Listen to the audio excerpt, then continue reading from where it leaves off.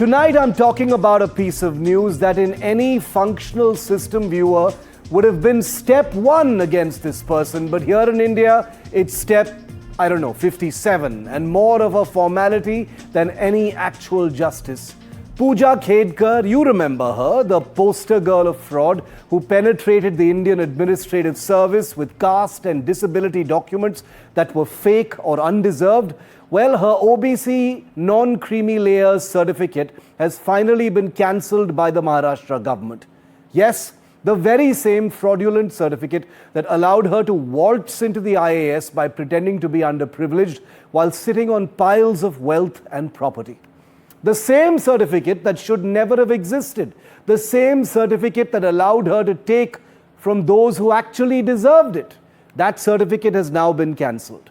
But this isn't really good news, and I'll tell you why. It's actually a joke, because this action of cancelling Puja Khedkar's non-creamy layer certificate comes after she has already sucked every ounce of benefit from it. After she made it into the IAS. After she enjoyed a government bungalow as a probationer. After she illegally used a red beacon on her car. After she lauded over the system and the law. After the UPSC finally cancelled her candidature. And even that only because of media pressure and my coverage.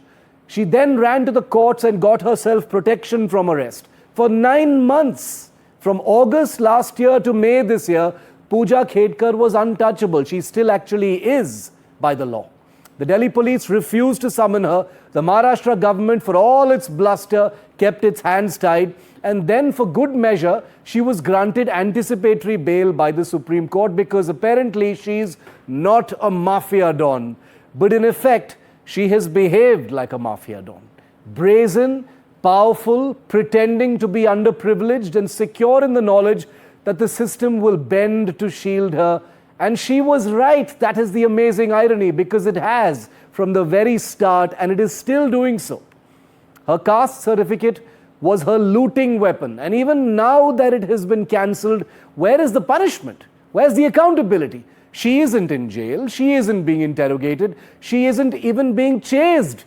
She lives a completely free life after defrauding the entire system and being allowed to do so. In fact, she's practically being rewarded for doing so. Puja Khedkar has made a mockery of both the UPSC and the OBC reservation system. And let's not forget, we live in a country where our very own Prime Minister is a genuine OBC who rose from poverty to lead the country. What must honest aspirants think when they see a fraud like Puja Khedkar being treated like royalty by the judiciary and the police and the system?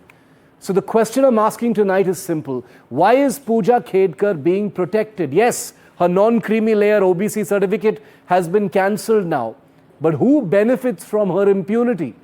And just how rotten is a system that bends over backwards for a caste certificate thief?